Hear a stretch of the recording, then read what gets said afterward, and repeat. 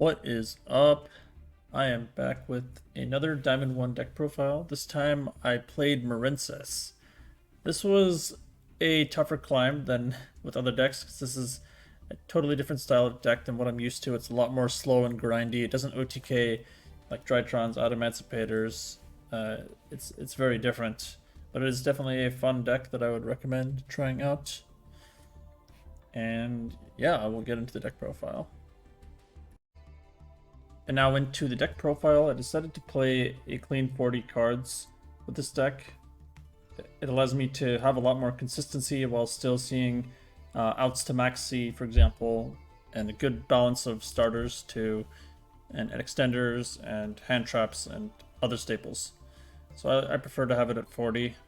There were definitely quite a few changes that I made during the season. I tried options like Nibiru in the main deck, Triple Tactics Talent. I played tried 3 Forbidden Droplet, a lot of different stuff. It's up to personal preference. I noticed that I was playing against a lot of flu players, so I decided to switch out some of the things for like Lightning Storm. But anyways, I'll get into the deck profile itself. So we have 3 Blue Tang. Again, I don't know why they haven't fixed this, but I cannot organize this deck list the way I want to. I wanted to put like the Marincess cards first. We're just going to keep complaining about that every time. But yeah, Marincess Blue Tang is definitely the best starter in the deck. When it's normal summon or special summon, you can send a Marincess from your deck to the graveyard. You can send an extender, which is what you're usually going to do, which you can easily grab back with Blue Slug, which is a link 1. It also has another graveyard effect. If when it's linked off for a water monster, you can excavate the top 3 cards of your deck and add an excavated Marincess card to your hand, which is really, really good. Obviously, it's luck reliant, but it can definitely add like another extender, add wave so you don't have to search it later, Battle Ocean, anything. So you always want to open Blue Tang. Next I'm playing 3 Seahorse. This is also an extender, but also functions as a 1-card starter. You can special summon it to from your hand to a zone Marincess Link monster points to. This is an inherent summon, so it doesn't activate. That can be an advantage at times to potentially get in a free special summon before they max CU. It does have another effect as well that can potentially come in clutch. You can banish it from your graveyard like in the following turn and special summon a water from your hand to a zone of Marincess Link monster points to. It doesn't come up that often, but mainly you're going to use it as an extender to send off a Blue Tang potentially, or if you have it in your opening hand, it's just good to have. So you play 3 of it. Spring Girl also functions as a starter, and it's similar to a Seahorse, except it special summons by banishing a Marincess monster from your graveyard, and that is an activated effect, but still, it does function as a starter. And then it does have another effect, which mills 2 cards, and then you can burn your opponent for 200 for each of your Marincess cards. You're usually not going to hit any, but sometimes it can help to hit like a Sleepy Maiden. So it's nice to have. And I definitely play 3 of this. 2 Pascalis. If this card is normally special summoned, you can special summon another Marincess from your hand. It's very good for doing rank 4 plays, for example. But like by itself, you don't want to see it. You only want to see it when you have like another Marincess. I usually try to summon it from deck by using Dive, if possible. So I don't play 3 of it. It has another effect, which is also helpful. So during the main phase, except the turn this card was sent to the graveyard, you can banish this card and target a Marincess spell trap in your graveyard, add it to your hand. It's very good for adding back Dive and letting you start your combos all over again. So one thing you'll notice with a lot of these cards is that they create a very tight resource loop. Even if your board gets broken, you can easily build it back on the next turn without too much difficulty, and even through interruptions if your opponent sets them up. So that's one of the biggest strengths of this deck. Another extender, we have Mandarin. Wasn't playing this card originally, but I think the fact that you can special summon it from hand or graveyard makes it a free discard for stuff like Sign Up Mining or your other Marincess cards that require discards. It's just nice to have. It can allow you to get that additional body that you need to make Crystal Heart, for example, or just Link Climb. So I like to play 1 of it. You don't have to, but you can. Sleepy Maiden, this one is not one that you want to open because it's level 5, but you do have to play it simply because of the equip effect that it has. Though it does function as an extender, since you can target any of your Marincess cards and special summon it from your hand. You can even target Battle Ocean if you want to, and give it destruction protection. The graveyard effect helps you make Argonaut's Spell Trap negate live, even if you don't have Battle Ocean. So you do need to play this card, even though it's not. You don't want to open it in your hand if it's like the only Marincess card that you have. Other Marincess cards, you have 2 Dive. Never felt the need for playing 3 of this because you can easily search it with Sea Angel, and you can even excavate it off a blue tank potentially. This card is very good. It's a reborn for a non-link Marincess monster. However, if you have Battle Ocean, it's an E-Tele. You can special summon any of your Marincess from deck, which is really, really good. It doesn't negate their effects or anything. Then we have Battle Ocean. This card is okay. It's not like the best card in the deck, but definitely allows your Marincess cards to become a lot bigger, and having equips makes like the Argonaut Spell Trap negate live, for example. And then if you make one of your links with Crystal Heart, it makes them unaffected by your opponent's card effects while you have this Battle Ocean. This card is not the best card in the deck, but it's still pretty nice. So you definitely want to play one of it. I would not play more than one. Like, the thing with this card is it's nice to have, but even if you don't get access to it, you can still play and do like most of what you want to do. Next we have Marincess Wave. This is one of the best cards in the deck. If you control a Marincess Link monster, you can basically imperm one of your opponent's monsters. However, if you control a Link 2, it makes all of your monsters unaffected by your opponent's card effects until the end of this turn. Even non-Marincess monsters, like if you have Toad, it makes that unaffected as well, which is very nice. It makes it very hard for your opponent to like OTK you. And then if you control a Link 3 or higher Marincess monster, you can activate it from your hand, which is really, really useful, obviously. It means you can use it during your turn, but it also doesn't lose to like back row removal. This card is very valuable. It's also not once per turn, so you can potentially recycle it and use it again. On to the staples. One of the strengths of this deck is that it is able to play quite a few of them. You never really feel like you're lacking in hand traps. And that's very useful when we're playing against basically first turn kill decks like Pendulum, which literally FTKs you, or Emancipator, which sets up an unbreakable board. These cards are very valuable, and it can also help stop Despia in its tracks. So you play Max C, 3 Max C, and you max out on the outs to Max C, which is a weird sentence, but 3 Ash, 2 Called By, 1 Crossout, very self-explanatory. Absolutely play these cards. 3 Imperm, this card is just very nice to have. Using both of its effects is great. I mean, I don't know what else to say. Imperm is just solid. 3 Veiler, this card is nice to draw off of Max C, so I'd play this, and since it's not once per turn, it can very much mess with your opponent. I played 2 Lightning Storm and 1 Harpies, so this is one of the changes that I made. I mean, I'm always playing 1 Harpies because you're going to run into like Eldritch and other back row decks, but since I was running into Flu players and Despia players, I think Lightning Storm is very good in those matchups by forcing out their back row, and then you can potentially deal with them like a Droplet or something. Droplet is just a good negate. I mean, I don't know what to tell you there. It's good. And then for consistency, we have 3 Sign Up Mining. Obvious choice. The discard is pretty much free a lot of the time since you can add your cards back, and it searches anything. Now on to the extra deck. We have Blue Slug. This is a Link 1, so it works with any of your obviously level 4 or lowers by themselves. And when it's Link summoned, you can add back one of your Marincess monsters from your graveyard, which is nice. It does lock you into waters, but who cares? We're playing all waters. You can also only Link summon it once per turn, which is just something to keep in mind.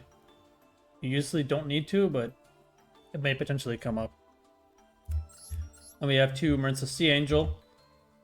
This is another Link 1, and you're gonna typically always make it turn 1, just like with Blue Slug. Searches any of your Marincess spells, so you can search Battle Ocean or Dive. This one also lets you only Link summon itself once per turn. And I don't think you need to play 3 of either of these because you can add them back easily. With the resource loop that I talked about. For Link 2s, we have Coral Anemone. This one's really good.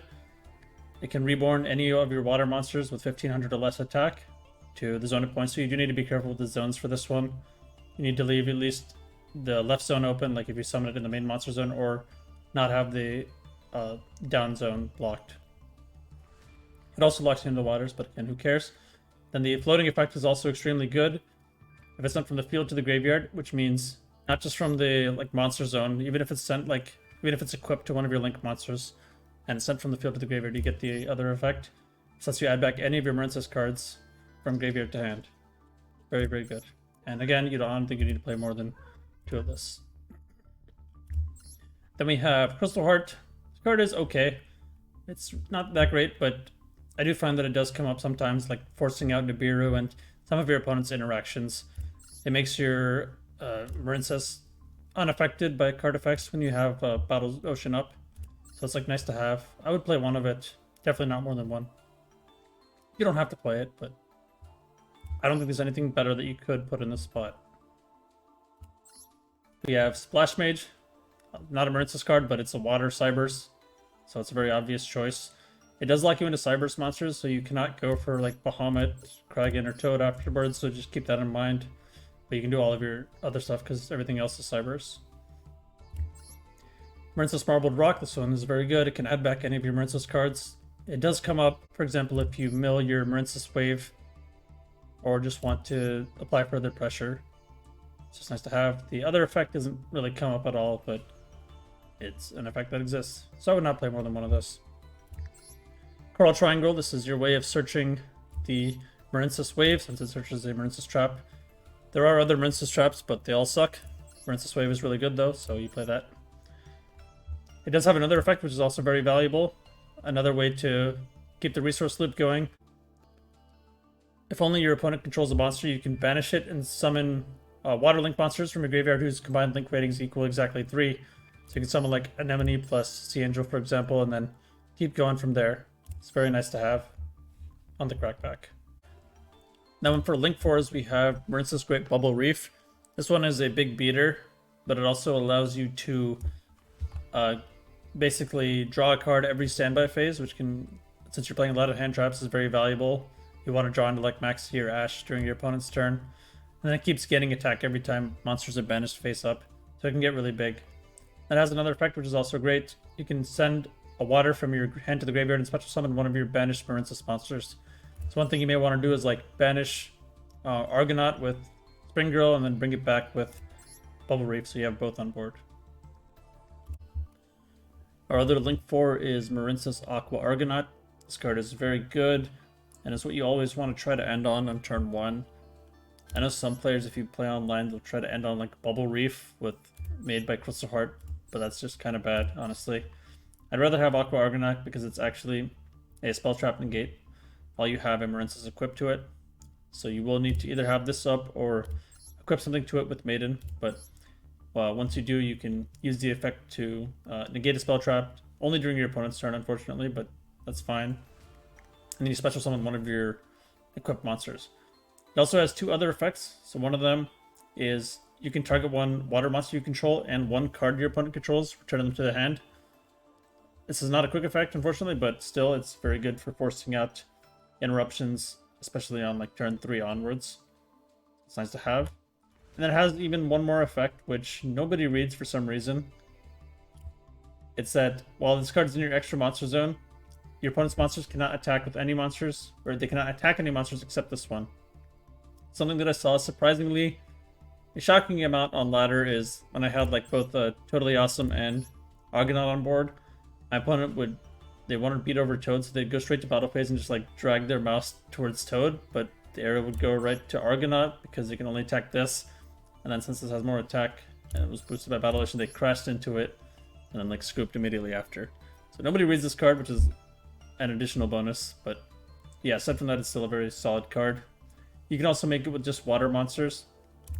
So while Coral Triangle requires you to use only Marincess monsters, Aqua Argonaut can use any water monsters. You can use like Bahamut Shark after you make the Toad. That's something that I found myself doing fairly often.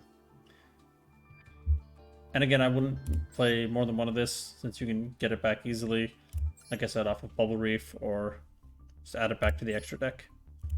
You can even add itself back to the extra deck by using the bounce effect. You can target any water monster you control, even itself. It doesn't have to be another water monster, so you can do that. And That's nice because you can easily get it back on field again with the resource loop. Then for our Xyz monsters, we have Bahamut and Toad. These are very obvious choices. You always want to make Toad when you can. It's one of the best Xyz monsters in the game. Negates, destroys, and steals, and then adds back one of your water monsters. Does everything. Not really anything to say there. Stealth Dragon is a nice option as well. It allows you to run your opponent, push for lethal.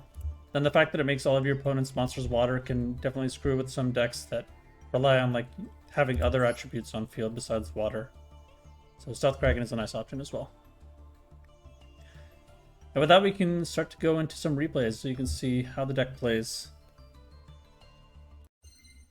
As always, this replay will show the game plan going first. Now, if you look at this opening hand, you might think this is like absolutely insane. Wow, you have a starter, extender, and 3 hand traps. That must be pretty rare. Honestly, it's not that rare that you open multiple hand traps and engine because of the way the deck is constructed. So this is really good. You definitely want to have a hand like this every time. So I'm going to go into Sea Angel first with this hand because adding back with Blue Slug will not allow me to special summon this. Since I already have Dive, I'm going to search Battle Ocean, which will allow me to E-Telly one of my Marincess from deck. So I'm going to send Blue Tang. That's going to send Seahorse, which is another extender that I can grab back. Here I'll go for Anemone, and then use Blue Tang's effect to see if I can get a free card. I do, I get another Blue Tang, which is fine, and I can use in the future. So Anemone will reborn the Spring Girl, which I will link off for the Blue Slug, and now I can add back the Seahorse. I don't have a zone for it yet, so I'm going to link 3 into Coral Triangle. Anemone, add back Spring Girl, and then Coral Triangle, discard, search.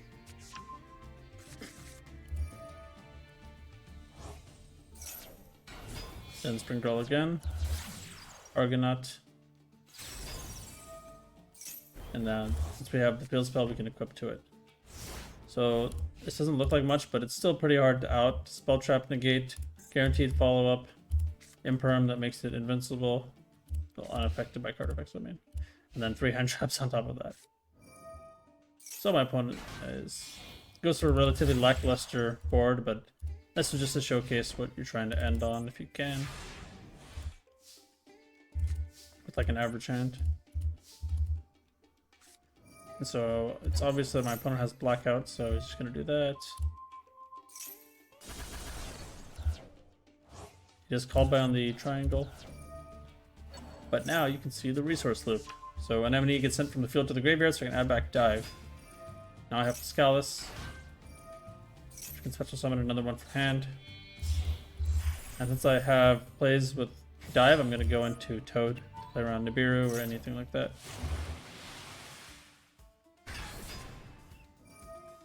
Then we go Dive. Link 1, add back, you know the drill.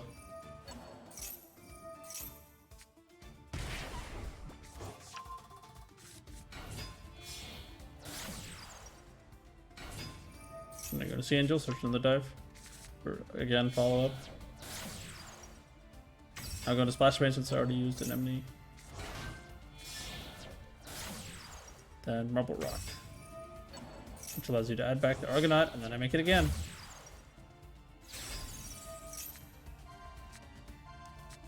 And then off of Blue Tang, I get another free card. I still have 5 cards in my hand after the night. So like I made a board. It kind of got broken.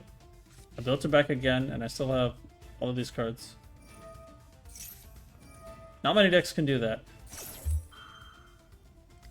Emergence, that's nothing really better to Ash against World Solid Eats groups. But yeah, that's the game plan going first.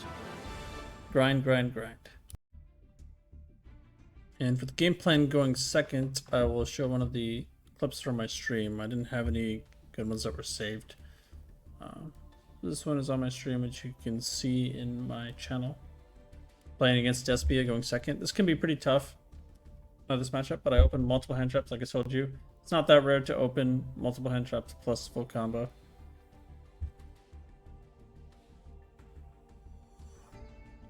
here I'm contemplating Veiling the Aliber, and I do.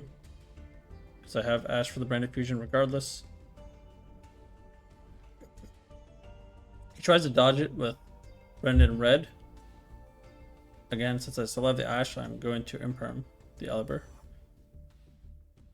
Because it looks like he's desperate. So, yeah. But yeah, so I Imperm the Aliber. It doesn't stop Branded Red from resolving, but that's fine. You can't, like, go into Mirror Jade or anything. So he makes Masquerade.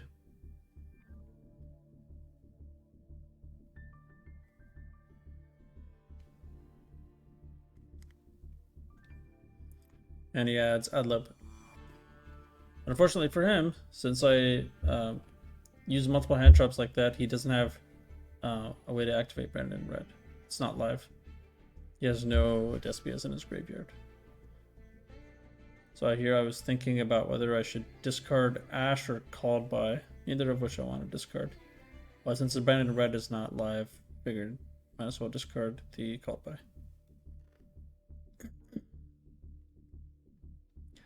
Masquerade is annoying, obviously, paying life points for all of these effects. It can add up. But I'm just going to start playing, see if I can force out some interruptions. He judgments the normal summon, which is weird, but okay. So I pass turn because I cannot extend further.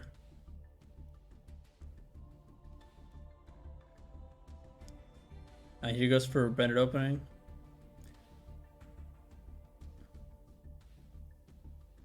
Normally you want Ash Branded Fusion, but I know he doesn't have it, so I want to cut him off from getting the extra body, which will put me within like range of dying or not being able to use anything because of Masquerade. So it's a risk, but I had to do it. So luckily that is able to stop his turn, but I am lower on life points now, so fewer effects. I'm trying to think in my head, like trying to think ahead. How can I out it with like the smallest number of effects?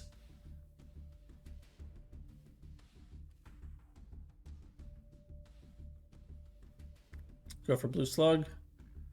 Here, I think I chose not to activate Blue Tang to save on life points. Yeah.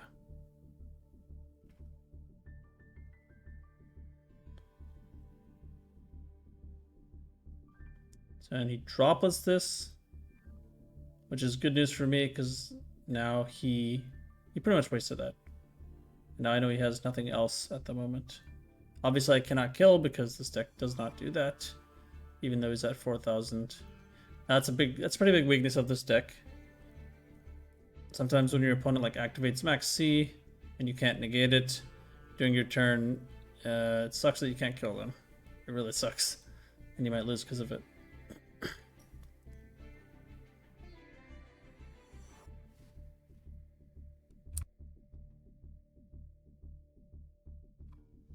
And I'm going to reborn the Blue Tang.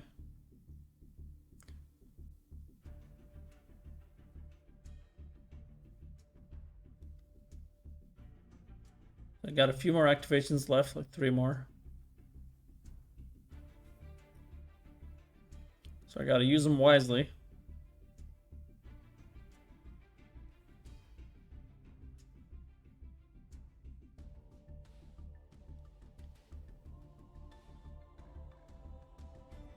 I still need to add back, so I'm going to do that.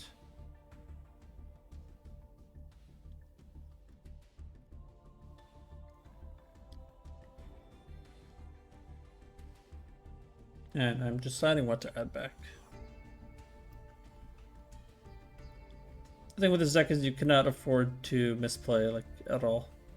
You like misclick even, or just like do things out of order, it can lose you the game.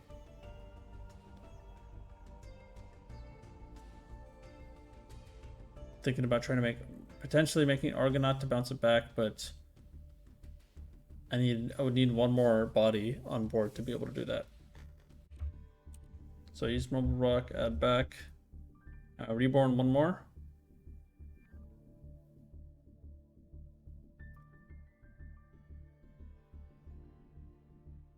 thinking about using Maiden to like boost the attack, but it doesn't boost the attack unless you have the field spell. Which is kind of weird, but yeah. Basically, I have to go Bubble Reef because that's the only one that I can hit over it with.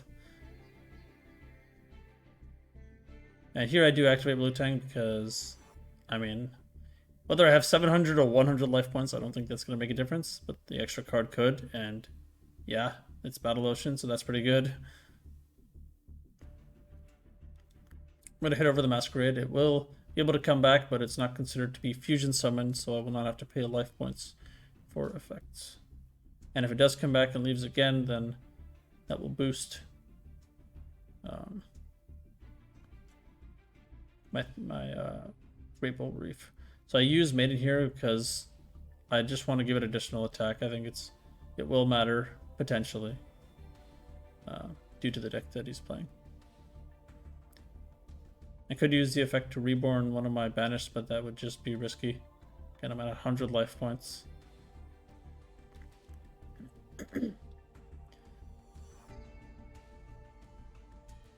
My opponent draws for turn. I am going to use this. I want to draw Ash, obviously, or something like that. Draw Nib, unfortunate. Oh yeah, I was playing Nib at this time. Like I said, I changed the deck list frequently. And this is another case in which Nib was useless, but luckily my opponent didn't draw the cards. As always, the final duel will be a crazy one. Did have several crazy matches this season, but yeah, this one's definitely one of the more wild ones. And again, shows some of the strengths of the deck, as well as some of the weaknesses. But here, like I said, it's really not that uncommon to open starter plus extender plus multiple hand traps, which is really good. So luckily the Ash does end his turn.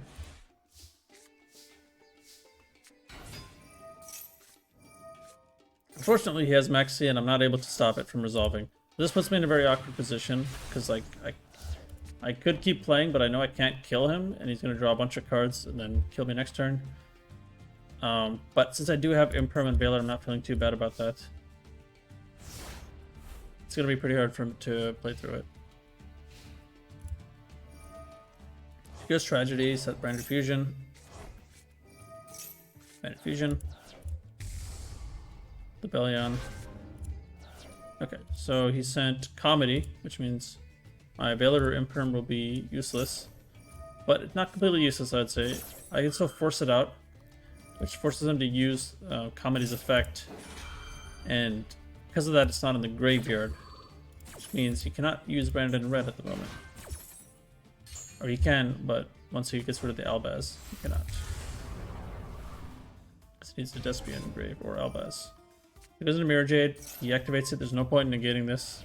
In fact, it would be very bad to negate it, because you could use it again next turn.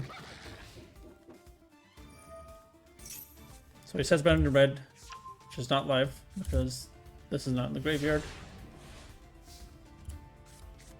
Okay, he shotguns Maxi again. Again, I don't have the out. Really sucks. Now it's starting to become a problem. If I could play Access Code. I mean, you can play Access Code in this deck, but it kind of conflicts with several of the cards, including I think Blue Slope. Right?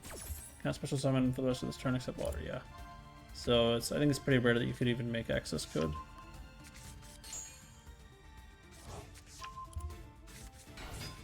If I was playing Drytron, it would have been over. Would have taken his Mirror Jade for mine with Natasha, and yeah, it would be done. Okay, so I sent Mandarin, by the way. Since you can summon it from graveyard, it's nice. And I make an Anemone.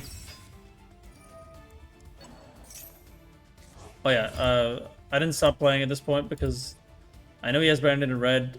Like, I'm definitely dead if I just pass turn, so I gotta take the challenge. And see if I have a chance. It's a very slim chance, but it's possible.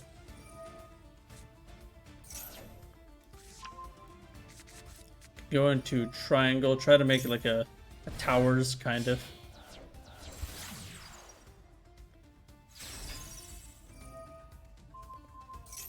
So I can bounce the Mirror Jade with Argonaut, which is nice because I don't have to worry about the end phase effect nuking my entire board. At the past turn, my opponent has a bunch of cards in hand. I'm just going to shotgun the Max C. Opponent uses Called By. I use Argonaut because I have to. Like, my only hope is Max C resolving. Luckily, it does not have another out to Max C. So it gets better than High Spirits, which doesn't do anything really. But I mean, it's good. But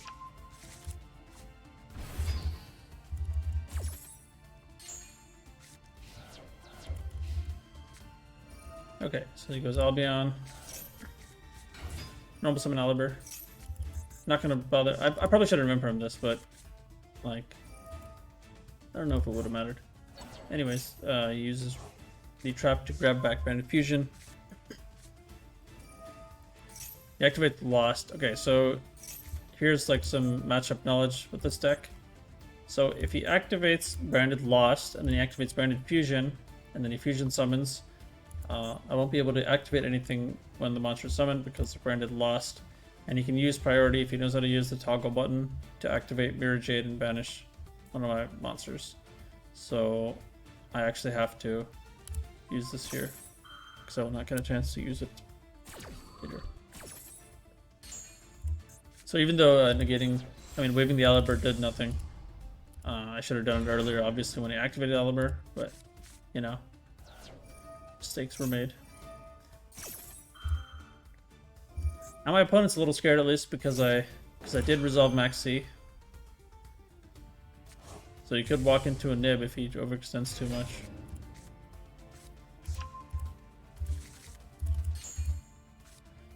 For Tragedy, we'll grab another Aliber. Tries a Mirror Jade, because Master Duel players do not read. He has to attack the Argonaut, so he does. He sets 4 and passes, which is a little more than a little scary. He passed his turn.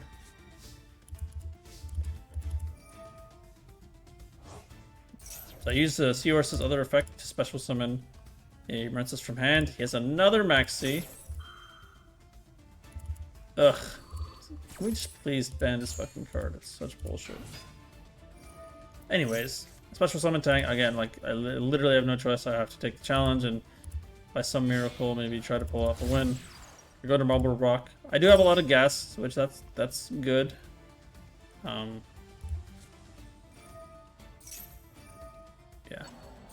So I grab back Wave.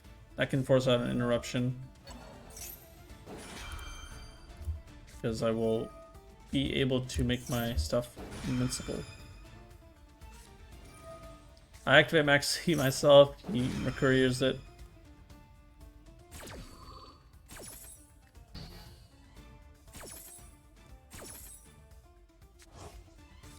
But like, since he's playing Despia, there's not much that he can draw into that would help him potentially. Like, they're not really playing like Nib and Valor. Okay, so my Marbled Rock does resolve. At Battle Ocean. And he goes Chimera. I'm gonna imperm this and save the wave for later. Oh yeah, by the way, since he activated Branded and Red on a higher chain link, like not on chain link 1, the protection of Branded Lost does not apply. That's why I'm able to activate here. So they only get the effect, or the protection for Branded Lost if they activate it on chain link 1. They use Imperm, which both deals with the Chimera and turns off this column. Chains Bandit opening, which does nothing. So it goes into Mirror Jade. Then I realize something strange, and it's that my opponent has been thinning out his deck quite a bit. He used Branded Opening.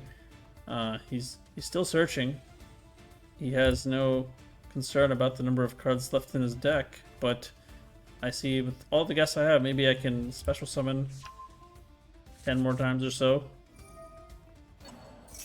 So I go Marble Rock. Then I wave that, obviously. Activate Ocean, dive, special summon Pascalis. He draws again. He has 9 left. Again. I'm just trying to deck him out. So Bahamut Shark. Now he negates this with his counter trap. So that was his other, or one of his other back row. This one is negated by Imperm anyways. So yeah, that doesn't really matter. It doesn't stop what I'm trying to do here. Special summon Seahorse. Special summon again. Activate Loose Log. Spring Girl to special summon yet again. It's got 4 cards left in deck. I'm going to Splash Mage. The Ash. I guess he just drew his Ash now, but he Ashed the Spring Girl, which is stupid. But I don't think it matters. There's nothing else you can Ash from this point. So Splash Mage. Crystal Heart. It's just an extra summon. And Bubble Reef. I could just pass turn here, but just to seal the deal, I'm gonna use Bubble Reef to summon one more time and force deck out. But that was a pretty crazy game. And that concludes my Marincess deck profile for this season. As always, you can follow me on Master Duel. This is my ID shown on screen. I make all of my good replays public, or some of my horrible ones where I get sacked and I'm very salty, but I make this public as well. 59 followers, that's I think more than last time. Let's try to get it like 10 more. That'd be nice. Yeah, anyways, thanks for watching. Peace.